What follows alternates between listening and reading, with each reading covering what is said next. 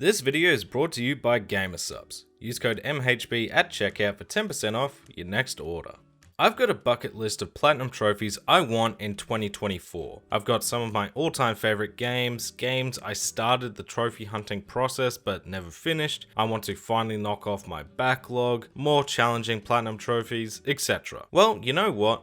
The Crash Bandicoot N'Sane Trilogy just so happens to be all three. I've had the Crash Trilogy sitting on my backlog since the game released back in 2017. I beat the games back then, but I wasn't all that interested in being a completionist, so I left them be and moved on. Ever since I got back into trophy hunting in 2022, I've looked at these games on my trophy list and wanted to finally grab these platinums. I grew up with Crash Bandicoot. Crash 2 was the first game I ever played back when I was 3 years old, and I've played every game in the series ever since. This series is important to me, and I want every Crash Bandicoot Platinum trophy, so what better place to start than, well, the start. As always, if you do end up enjoying the content, be sure to leave the video a like, comment below some more platinums you'd like to see me tackle next, subscribe so you don't miss out on future videos, and go over to twitch.tv/MayorHairBear if you want to see some of these platinum journeys live. First up, Crash Bandicoot, a game that ranks a 7 out of 10 in terms of difficulty and should take around 18 hours to complete. Probably the toughest test of the whole trilogy for one simple trophy. Practice makes perfect for earning gold or better on 26 time trial relics. The kicker? The first Crash Bandicoot was never designed to be rushed through. But lucky for us, we get to postpone that pain for a little longer, as first we need to start a new game. We'd already unlocked 14 trophies back in 2017, leaving just 9 more trophies to clean up. Of course, they were some of the hardest trophies and we had to start completely fresh, but hey, let's not worry about that. Anyway, we made a new save and our goal was to make our way through the 26 levels to save our girlfriend Torna from the evil Dr. Cortex and earn all 26 gems in the game. How do we unlock gems? Breaking all the boxes in a level. Simple enough. Unless we're talking about colored gems, then we need to break all the boxes without dying, and we need those colored gems to unlock new paths in older levels to again break all the boxes. I'm making this sound more painful than it is. The 100% journey in Crash Bandicoot was actually quite a smooth ride for me. Even levels like Slippery Climb I beat without dying my second try for the red gem. I managed to earn 99 lives, grab the key in Sunset Vista and Jaws of Darkness, which is unlocked by finding the hidden Cortex tokens in said level, which just so happened to be my 13th gem. And not long after, about 5 hours after starting our new save file, we'd earned all 26 gems. If this was the PS1 version, we'd be all done and dusted, ready to move on, but again, this isn't the PS1, and this is where the true pain began. The time trials are what give the Crash games their difficulty, and again, Crash 1 just isn't made for it. Neither is 2 to be fair, but at least in 2 they gave you speed shoes, none of that here. Just clunkily speed through these long ass levels, and if you mess up, back you go to hate yourself, and trust me, I was hating myself. I fixed the audio in the later games, but sadly I forgot to record my mic during these time trials, but rest assured, 1, you'll get the gist of this process later in the video, and 2, it was a lot of these types of moments. With that being said, the base game levels actually aren't the worst. Some are definitely tough and had me struggling, but I would have had this game done at around the 8 to 9 hour mark if it wasn't for trying to attempt Stormy Ascent's time trial relic. Stormy Ascent is the level that Naughty Dog back in 1996 said was too hard and didn't release with the game. So, of course, in the form of DLC, the N'Sane Trilogy added it. Now, beating Stormy Ascent is tough, but nothing crazy.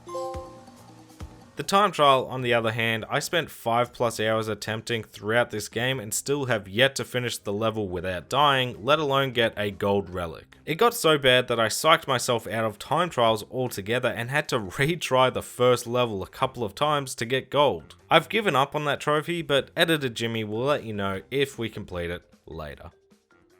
Anyway, through the anger and frustration of racing through these levels, I finally started knocking off these relics, even platinuming some before I ultimately earned 26 gold relics, and finally after 7 years, platinumed Crash Bandicoot.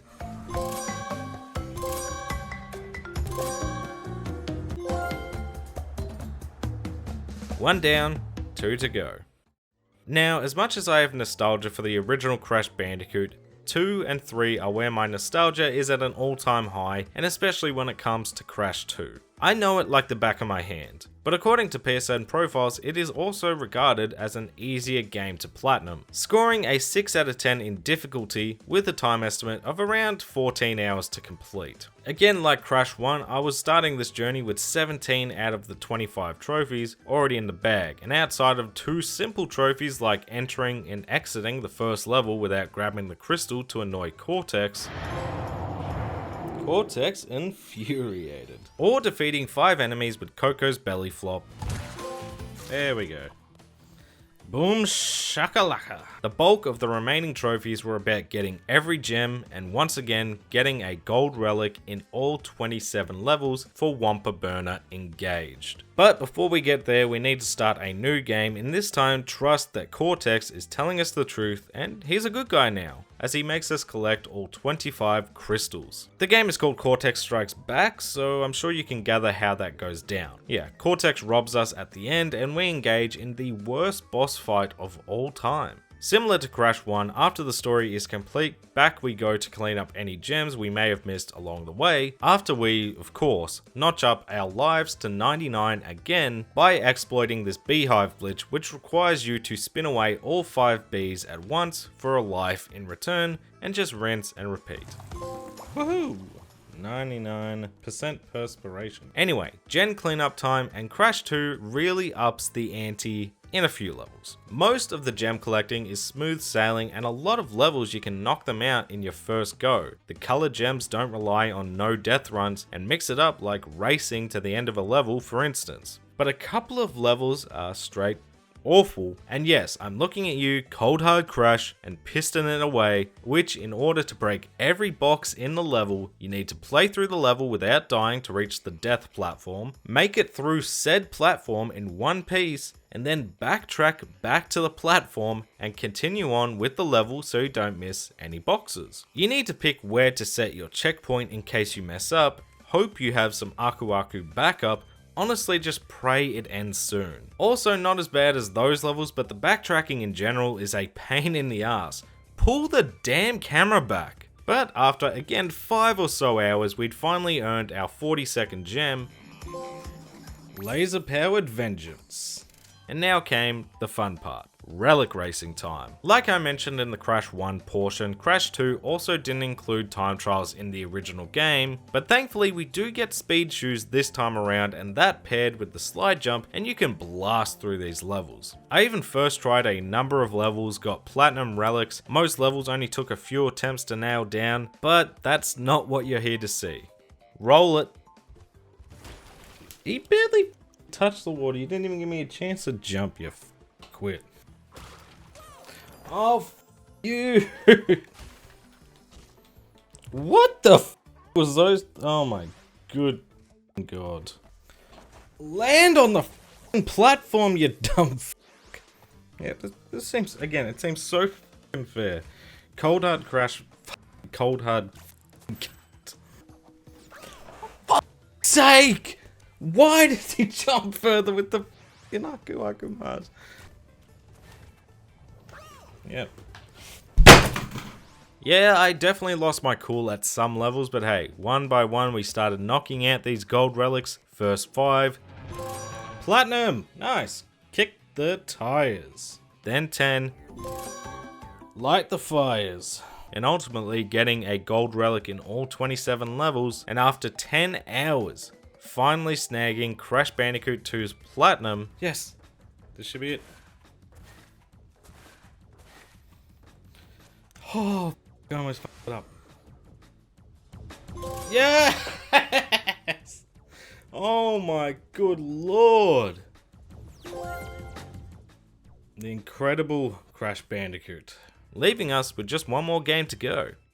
Crash Bandicoot Warped or Crash 3 is the final game in the N'Sane Trilogy, and according to PSN profiles, it is also by far the easiest one to platinum, scoring a 4 out of 10 in terms of difficulty and should take around 15 hours to complete. I had 11 out of the 25 trophies already, which means we actually had some miscellaneous cleanup to do this time. But first things first, start a new game. An evil mask named Uka Uka's been freed by Entropy, a time wizard, and now we go through time and space to collect more crystals and gems before Cortex can and save the world. Simple enough, and once that was done, it was time to clean up some easy trophies. First of all, dying at the hands of a mummy.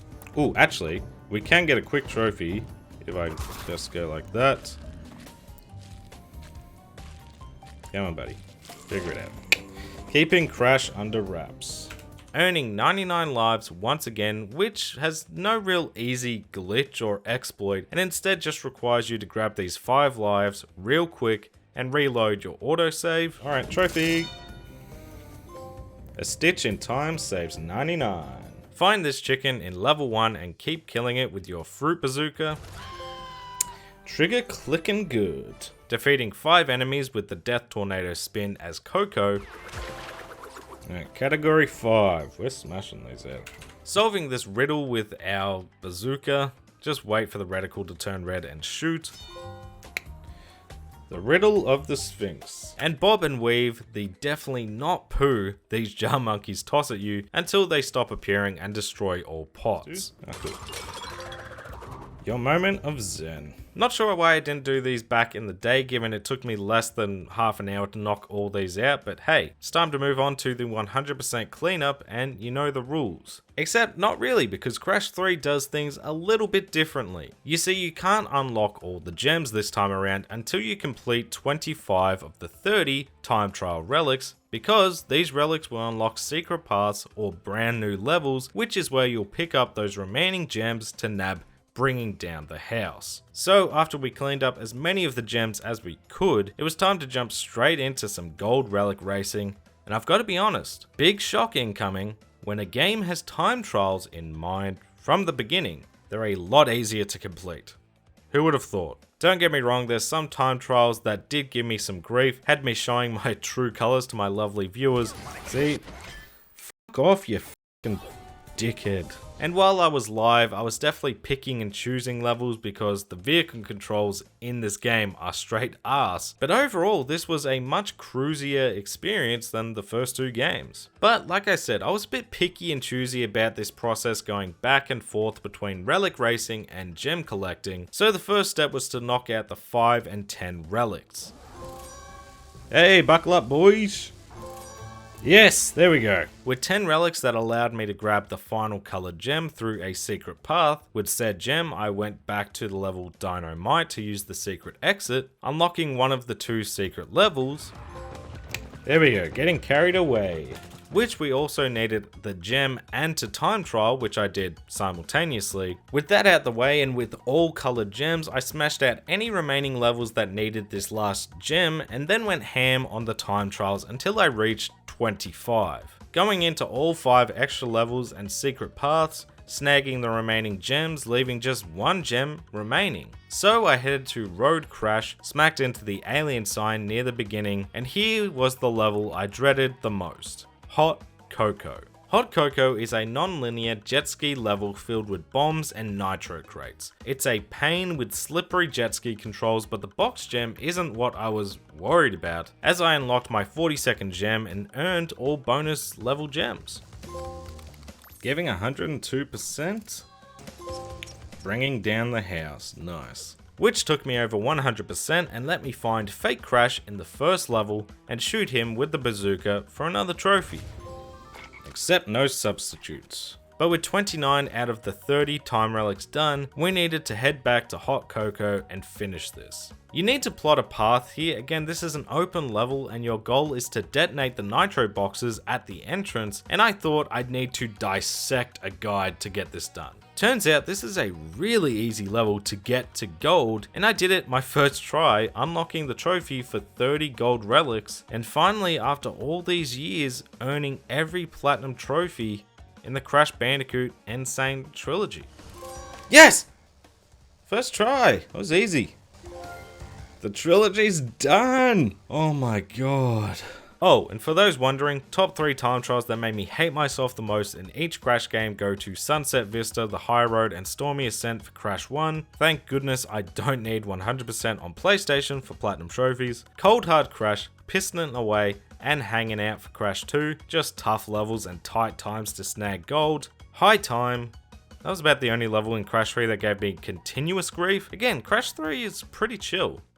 So, after 34 hours in total, that's 13 hours better than the guides, might I add. I told you, I'm solid with these games. What did I think of the Crash Bandicoot N'Sane Trilogy's Platinum trophies and the games in general? In terms of the games themselves, the amount of nostalgia I got while replaying all these games was damn near overdose levels. The platforming feels good, the collectathon elements are satisfying, and the bosses, well, they kinda stink, but hey, I know it's a meme, but this isn't actually comparable to Dark Souls. In terms of the Platinum trophies, again, the challenge really just comes from those time trials and a few more demanding levels. Crash 1 is by far the hardest of the lot, with Crash 2 closely tailing because the times are so much tighter, and if you can beat those 2 games, Crash 3 is no drama. This was a challenging endeavor. It had me raging and cursing myself out, but it was so much fun. Finally getting that gold or platinum relic after so many failed attempts was such a thrill, and the collectathon platforming is just so damn fun in these games. I'm glad after almost 7 years I've gotten these games off my trophy backlog, but it's the next Crash game that's really going to start testing our skill. But until then, this has been the Crash Trilogy Platinum Experience.